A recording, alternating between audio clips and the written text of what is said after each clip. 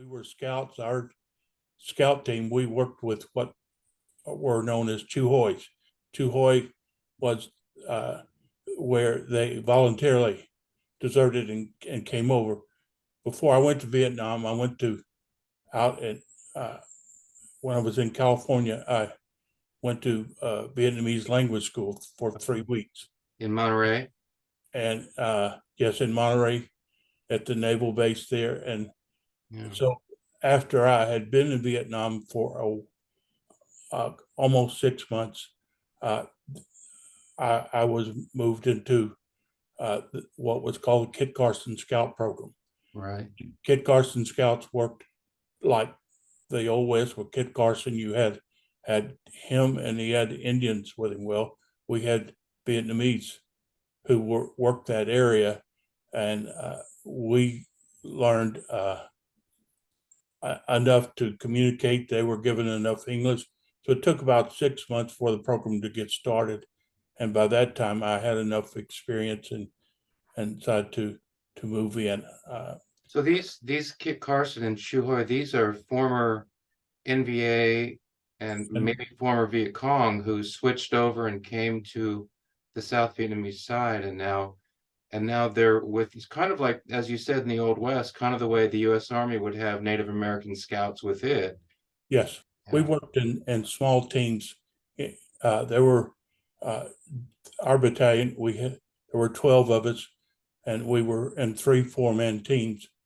And so the once surveillance indicated some activity, then we were dropped into the zones, and we spread out in groups of 4 and would look to monitor and see if we could determine exactly what was taking place and who it was.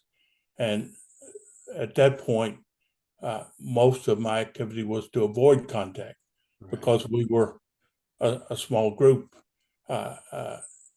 It didn't always happen that way, but that was the intent. And then we would relay our information back. The force recon, the long range surveillance, they first sighted, and then we moved in to get a idea of the size, location, what type of troops, whether they were NVA, Viet Cong, and then we relayed that back. And then once the battalion took action on it, we were the leading units out to scout in front to make sure that they didn't walk into an ambush or other side, and basically to keep them in touch with where the enemy unit was moving, so that they could move and correctly position themselves for. And then after the operation, we would go back to try to ascertain how many had been killed. I mean, we looked for graves or quick size. So it was a kind of a 3-pronged approach, but that was our objective for it. So I'm hearing you then. So the long range reconnaissance Marines go out and they say, we've got NVA here. Yeah, what's called force recon. They were the long range recon. So once they spotted it, or you also had the O-1E bird dogs, which were the Piper Cub type planes that flew, and so these would be what you worked. Basically, outside of Da Nang, there was an old French resort called Bana, Bana. It was a French resort in the mountains, and that was we first had an assault to take that, and that was the long range reconnaissance side. Because of the distance we needed a radio relay, and so this put it on top of the mountain, gave us a relay from there back to our units around Da Nang. And so we would go out. It's kind of interesting that they set their radios up in the swimming pool. The tennis court was our LZ, and so we would drop off there and then move out from that point. We had scouts and sniper scouts, and sometimes we worked with the snipers. They would not be in the same position we were, primarily to keep us spread and out and not to be discovered. But when I first got there, I had made private first class out in jungle warfare and language school, and so I went over as a PFC, and I was a rifleman. I got after about 2 weeks, no longer being the FNG. I'm sorry, FNG is Yeah, the new guy. yeah, The blankety blank new guy. right. Yeah. Uh, uh, so I was given the radio to carry PRC 25, Prick 25, we call them, and that's I carried it and was hit by a sniper from a M2 carbine. Luckily, it hit the plates on my jacket, and at the distance, I mean that's a older carbine. It didn't have the effect. Well, those 2 rounds broke the skin, but didn't break the diaphragm. So they were between the skin and the diaphragm that holds your organs in, and so it wasn't that much damage. I was sitting on my. We were sitting down taking a break when I got hit, and I didn't. I'm a F and G, so I don't know what's going on. And the corpsman runs over and says, "Are you? How are you? Are you all right?" And I, sure. And then it felt like someone had stuck a cigarette on my lower right to the left of my heart, and I reached in and there's the blood. And I said, "No, I'm not all right." But we came back and I didn't leave the field. I continued on, walked in. So that wasn't a Purple Heart incident. You had to be medevaced out to get the Purple. You got shot by a sniper and didn't get a Purple Heart. Yeah, that. Wow. So from there, I was meritoriously promoted to Lance Corporal, and then a couple of months later, I was promoted to Corporal, and then again, they were what they call battlefield promotions. You're on site, you've lost people or whatever, and you're the next man up. But then I went into so I was a fire team leader, a squad leader, and acting platoon sergeant till we got because we lost our platoon sergeant, and then I went into the scouts. I was a corporal, and then in December, uh, right before I came home, I was promoted to sergeant. And so I had less than 18 months in the Marine Corps and was a sergeant off of it due to activities and stuff. And that's what I came home as.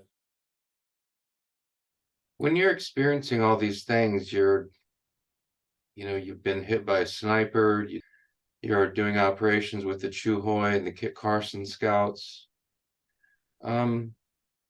Suppose that in a quiet moment, you and another Marine are sitting there and the other Marine asks you, what is this all about? Why are we here? Why are we doing all this?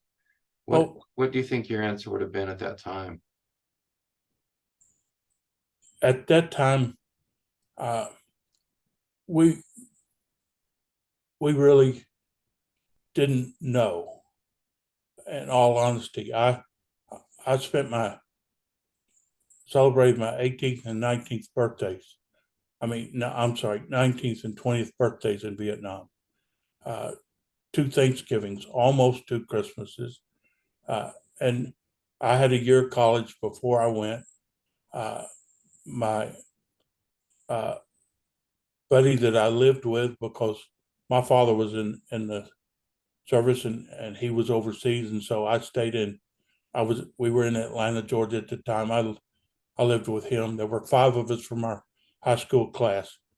1965 is when we graduated. When the next year, five of us went in the Marine Corps, and of course, all Vietnam. Uh, that's where I got my first paycheck in Vietnam, uh, and we we were going to, it was kind of like, what was this about? My father-in-law, both were on Iwo Jima in the Marines. Uh, I was in the Marines. My brother, my oldest son, my youngest son. So it's kind of a family deal, and so you had that sense of commitment, honor, courage.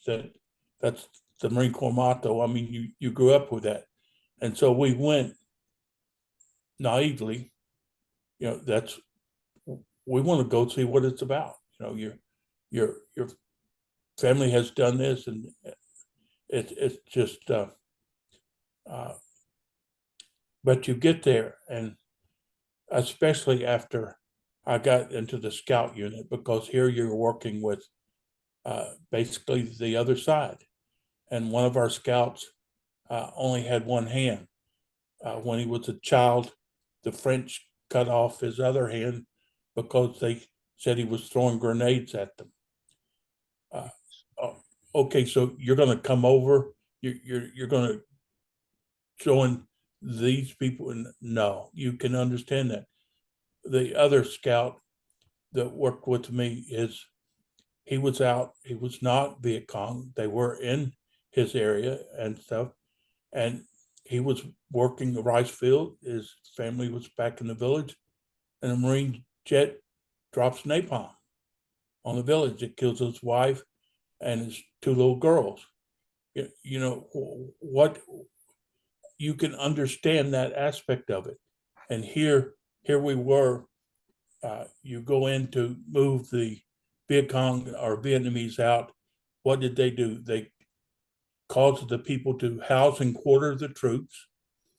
They taxed them, made them took their rice as taxes and things to feed the troops. They made them sit in indoctrination meetings inside. And The North Vietnamese, you mean, who are doing this? yes, and Viet Cong. And Viet Cong. And we move them out, and we come in, and the South Vietnamese take over. What do? They conscript them into the service. They cause them to house and quarter the troops. They make them sit through indoctrination meetings. And so here you have people, and they don't understand that one of these is communism, the other is democracy. I mean, to them, what's the difference here? And so you get a completely different perspective with that. And these scouts that were with us, they were armed. They were just like us. I mean, you had to develop a sense of camaraderie and confidence in them, because they were just like another Marine to you. And And you trusted them? you didn't have a choice, because they're saying, we didn't go over here, or that just this person used to be a village honcho off of it. And so, I mean, that was a whole aspect. That's why it took 6 months, because they had to make sure we could handle it. They also had to make sure that those people were valid in their wishes. They had to relocate their families, what they had or stuff, and move them in safe areas. So it wasn't something you just said, okay, you're a scout, and here's a deserter. So 6 months of preparation. Yes. Just a practical question. How does the guy with one hand, how is he an effective operator in this kind of Well, the idea was that you take them back in the same area where they were Viet Cong. So they know the area, Okay. they know the people, they know who and stuff. So it's a valuable resource. And as a scout unit, your primary purpose was not contact. Right, okay. So it was you So more eyes than anything else. Eyes as and ears. eyes and ears and something. I mean, we learned phrases. We didn't learn Vietnamese. Uh, we learned to say, which way the Viet Cong, all the things what they call not polite. I remember teaching a class, uh, a computer class for Tyson's Food, which had hired a lot of the Vietnamese that came into Fort Chaffee and were relocated. And so uh, at UA Fort Smith, I went out to the Tyson's plant to teach them how to use a computer for quality control purposes. And so I'm in the plant, and I try a little of my Vietnamese with them. Well, some of it works, but after classes, one lady came up to me and said, uh, "Professor Floyd, uh, you're Vietnamese. It's not socially acceptable." And I said, "I'm sorry, what did I say?" And she said, because I had asked them to move over to this one side of the room, and I said that in Vietnamese, and she said, "What you said was up against the wall, mother." And I said, "Okay, I won't use that term anymore." Okay, But so yeah, it didn't quite translate to Fort Smith, Arkansas. right, right. We set a uh, Christmas tree up using barbed wire, and we used hand grenades as the ornaments on it, and took rounds at the back of a round. You have a little area where the back of your round sits, and so we used some string, and just made a Christmas tree, but outside our tent, and but the main thing that I remember is they called a Christmas truce, and during that, uh, I think it was like 7 days.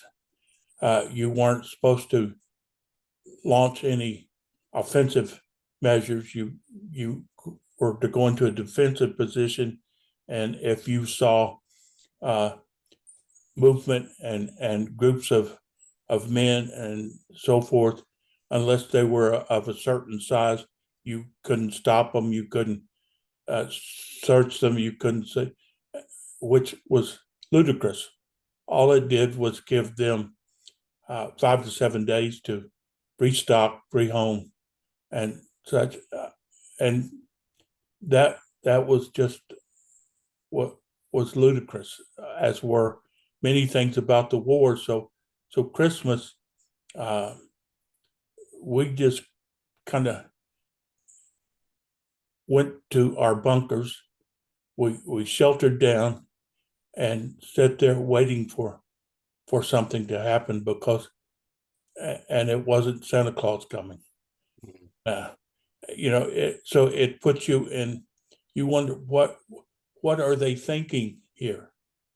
Yes, it's a nice thing to say, but for the people sitting out in the field, uh, other than the padre coming by and bringing us uh, something that had the only other thing we did, when you learn real quick when you get there and you get a package in the mail from home that may have something in it, because we lived off of basically sea rations all the time. We didn't have a kitchen or a mess hall or anything. And Yeah.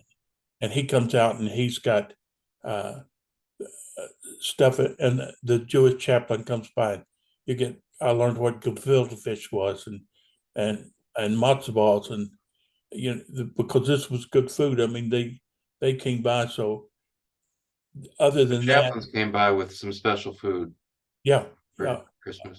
Other than that, we didn't. Uh, Christmas was just another day. But what you did when you got a package from home, and you come back from an operation, you're in base camp, you get your mail, and here's your package. Uh, you open it up, and everybody in your squad or fire team, it's everybody's package. You read each other's mail and stuff. Anything that was you, it was always referred to as back in the world. We weren't in the world, so it, we didn't have holidays. We didn't have stuff, and so you got something from the world. That's how you Sure. worked it. So there was no Christmas. There were no Christmas carols. There were no gifts and stuff. That it was just uh, uh, the grunts way of that's life. And what are they trying to do with me by saying we can't do anything for 5 to 7 days? Uh, Somebody made that decision that had never been in combat before. Christmas was a reality. It wasn't a reality in Vietnam. Well, listening to you, I'm thinking, the phrase peace on earth, goodwill toward men it just doesn't apply to I-Corps in the late 1960s. No, it did not. How would you describe the Viet Cong and the NBA as adversaries? They were worthy adversaries. They were as committed against us as we were committed against them. Versus Arvin, which I didn't have much respect for. That was a very political aspect. I mean, it never worked. We never worked with the Arvin. But you take the rocks and The South Koreans? yes, the rocks, and we worked with the Korean Marine Unit.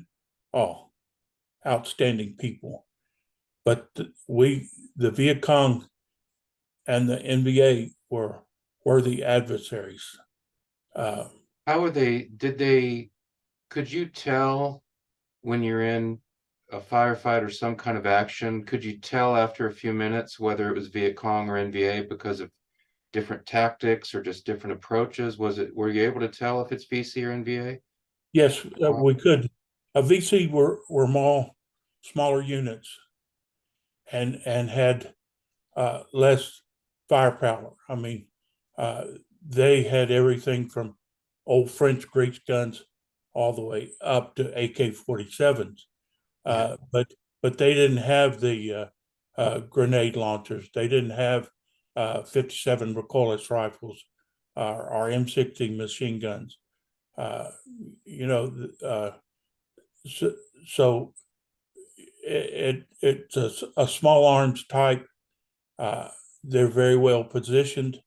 Uh, they work in small units. So, we're out in a squad in the Marine Corps, typically full dress was 14, where we usually only had 10 or 12.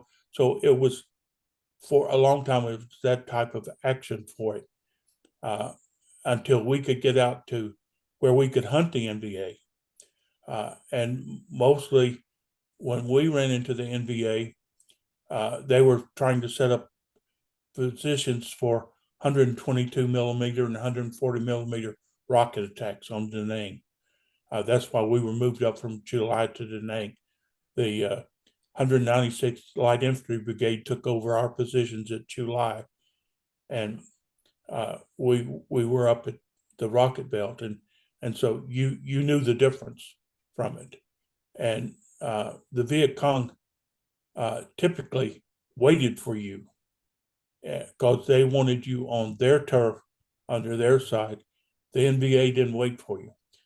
Uh, I can't. What do you mean the NBA wouldn't wait for you? They came after. Oh, they're more aggressive. Yes, They're more on the offensive. right. I see.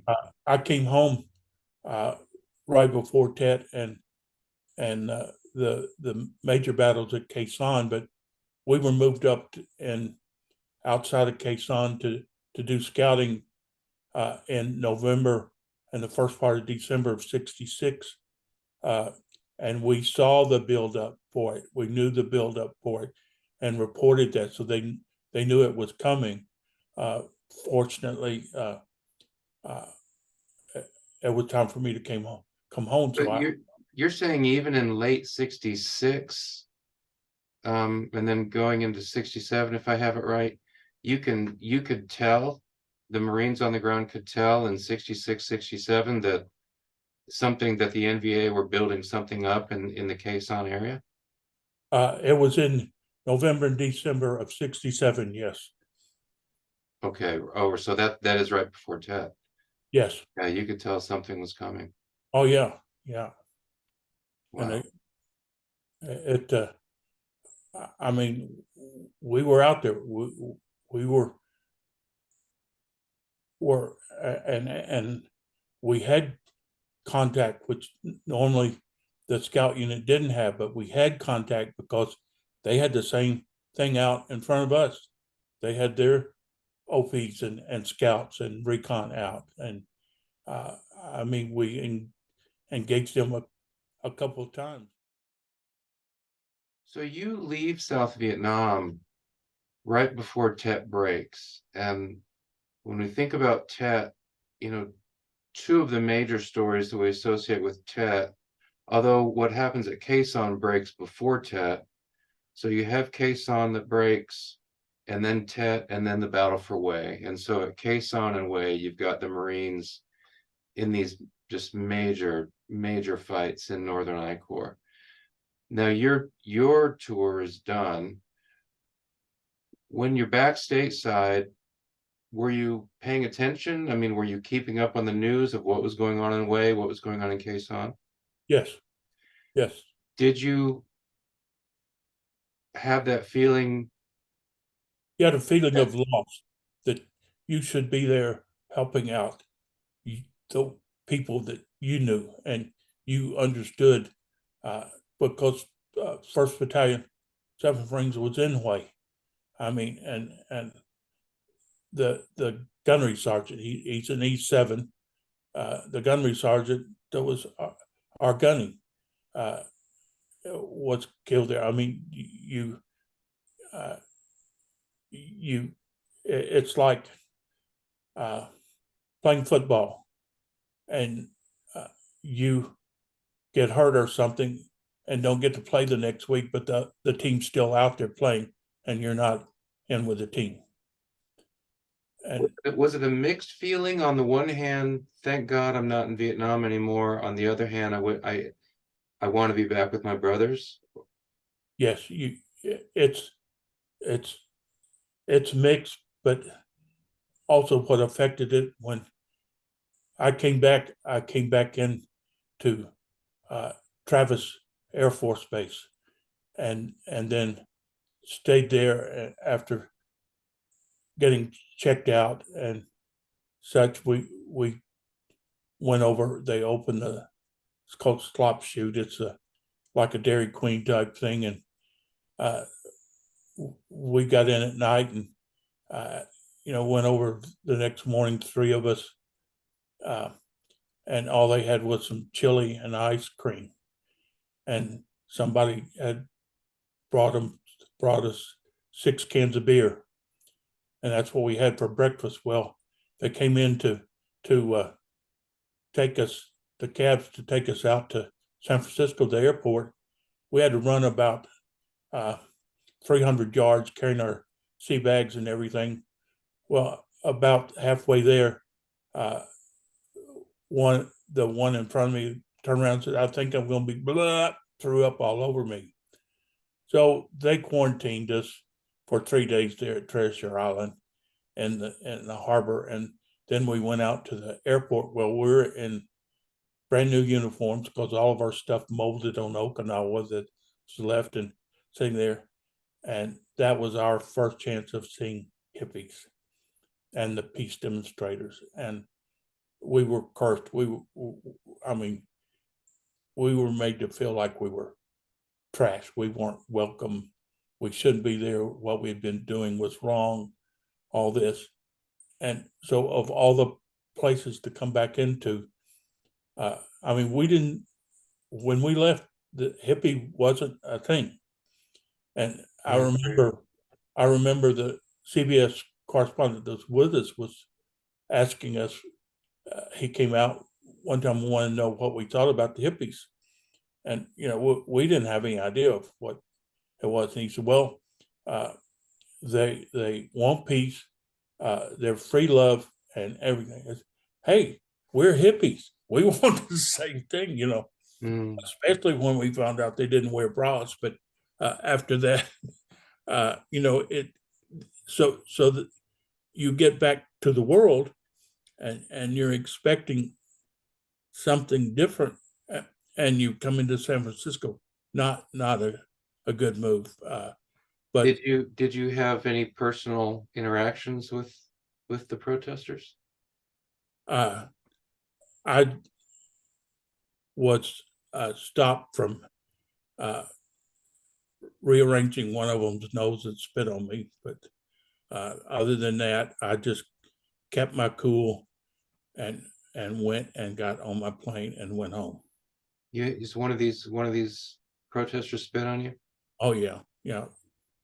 And you I didn't mind the throwing the flowers and that stuff at us as we went in the airport, and being, you know, hollered baby killers or things like that. veterans often say, combat veterans often say that there's a toll that combat takes on a person, obviously, while the war is going on, but in one way or another, that sticks with you through life. Some combat vets say, though, that as they look back, what might even have been harder was the memory of returning to a population that was either hostile or indifferent, to what they had experienced in Vietnam. Do you think that that's true? Yes, yes, it is, and I understand their feelings on it. It's something that you have to uh, overcome, and you have to not let it reflect negatively on you.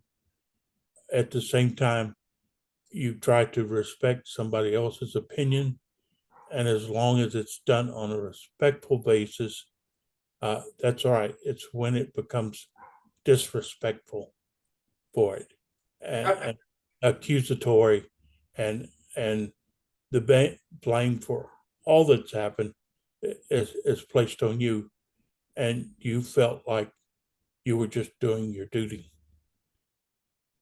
How would you describe the impact that had on you over the next few days? You've just come home from Vietnam. You've experienced everything that you've experienced. You've got this, I'm presuming it's a guy, war protester, who, whatever he's experienced the past 13 months, I think we can be pretty confident is nothing close in the intensity and seriousness to what you've experienced. And now he's spitting on you. Sounds, She, it is a she. yes, Well, now you respond to that. Are you able to, I mean, you indicated in general terms what your response was. How did you respond to, when that happened? I continued on to get to my flight. I didn't. I looked at them and with the with disdain and disrespect, but I kept my composure, and as a Marine in uniform, and just went on my way. And afterwards, that's what you had to do. You had to understand that there were people that didn't know, that didn't understand, that never would understand. Suppose that by some strange circumstance, you and that protester came, face to face in a coffee shop or something like that, and somehow through discussion you found out that, you figured out that she was that person, what do you suppose you would say to her today? Have you learned anything in the last 50 years? I certainly have. Have you? What have you learned? Uh, a little more tolerance and understanding. Not an appreciation, but the tolerance and understanding. And understand that that's part of our country, and that you have the right to do that, to your beliefs. But at the same time, it's not, you don't have the right to be disrespectful. And that's what I want them to have learned, that there are two sides to an argument and two sides to a situation. And yes, we made a lot of mistakes in Vietnam. Our government did, other things happened. I mean, but that's the nature of the beast of war. It's kind of like, I don't know if you've ever seen it, but Eleanor Roosevelt talked about her first meeting with Marines that had been on Iwo Jima, and talking about they were foul mouthed, whatever. I don't have it in front of me. I used to could recite it, but at the end of it, and she said, and God bless the Marine Corps. I mean, there are things in this world that are evil, but there are things in this world that are necessary. And sometimes it's necessary evil. And I thank God for this country that there's still people that have a faith. So you said something about the VC, you've said something about the NVA, you've said something about the rocks. Say something about those Marines you served with in 67, 66, 67 in I Corps. Uh, the the best thing I can say with Marines is semper fi, always faithful. And that's what we were to each other. You lose your faith in God sometimes. You do things like put on your helmet. Yea, though I walk through the valley of the shadow of death, I fear no evil, because I'm the meanest MF in the valley.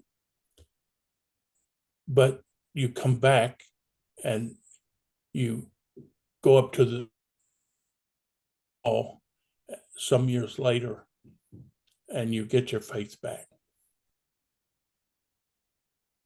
And you look there and there's 58,000, over 58,000 names on that wall, 566 of them from the unit that you served in. And they're still standing there. And so you get your faith back. It takes a while.